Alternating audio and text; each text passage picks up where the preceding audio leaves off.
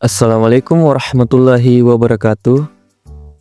Kami dari kelompok 3 yang terdiri dari Wahyu, Akila Ahzara, Rizky Aulia, Isbullah, Alvin Taufik, dan Nilam Gustianti.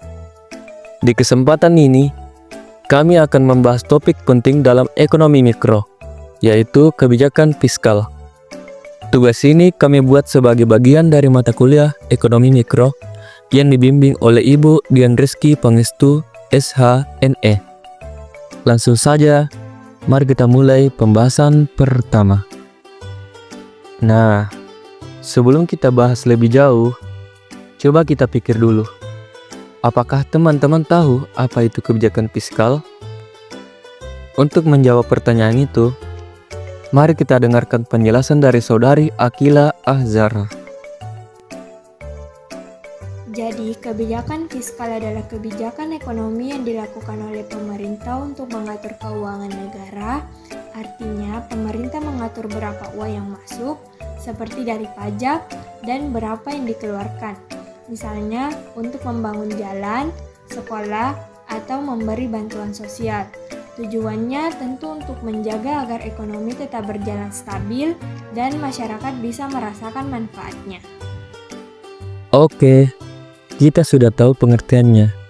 Tapi, sebenarnya buat apa sih kebijakan fiskal ini diterapkan? Untuk menjelaskan tujuan-tujuannya, mari kita dengarkan penjelasan dari Saudari Rizky Aulia. Tujuan utama dari kebijakan fiskal pertama, untuk menjaga kestabilan ekonomi negara. Kedua, untuk mendorong pertumbuhan ekonomi biar ekonomi kita nggak stagnan. Ketiga, untuk menciptakan lapangan kerja agar angka pengangguran bisa ditekan. Dan yang keempat, untuk mengurangi ketimpangan pendapatan supaya kesejahteraan bisa dirasakan lebih merata. Nah, sekarang kita sudah tahu tujuannya. Tapi, kebijakan fiskal itu nggak cuma satu jenis loh.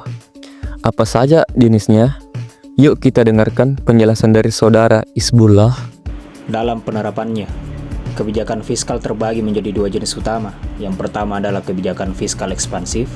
Ini biasanya dilakukan saat ekonomi sedang lesu. Pemerintah meningkatkan belanja agar roda ekonomi bergerak. Yang kedua adalah kebijakan fiskal kontraktif. Ini diterapkan saat ekonomi terlalu panas. Misalnya inflasi tinggi, pemerintah mengurangi pengeluaran agar ekonomi kembali stabil. Oke, kita sudah tahu jenis-jenisnya. Sekarang kita bahas alat apa saja sih yang digunakan pemerintah dalam kebijakan fiskal. Untuk menjelaskan itu, mari kita dengarkan penjelasan dari Saudara Alvin Taufik. Yang pertama adalah penerimaan negara, yaitu dari pajak langsung seperti pajak penghasilan dan pajak tidak langsung seperti PPN. Yang kedua adalah pengeluaran negara, yaitu belanja pemerintah untuk infrastruktur, pendidikan, kesehatan, subsidi, dan bantuan sosial lainnya. Kalau teori sudah kita bahas, sekarang coba kita lihat contohnya di Indonesia. Kebijakan fiskal ini sebenarnya sangat dekat dengan kehidupan kita. Untuk menjelaskan lebih detail, mari kita dengarkan Saudari Nilam Gustianti.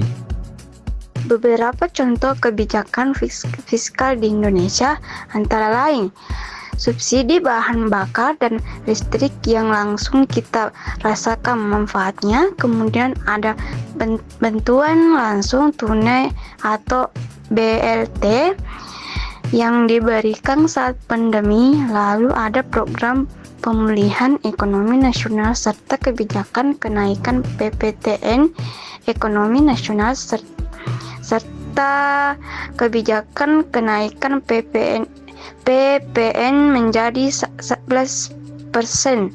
Semua ini adalah bagian dari strategi fiskal pemerintah untuk menjaga kestabilan ekonomi. Baik, itulah tadi pemaparan materi tentang kebijakan fiskal dari kelompok kami. Semoga apa yang kami sampaikan bisa menambah wawasan dan bermanfaat bagi kita semua. Terima kasih atas perhatian teman-teman semua. Wassalamualaikum warahmatullahi wabarakatuh.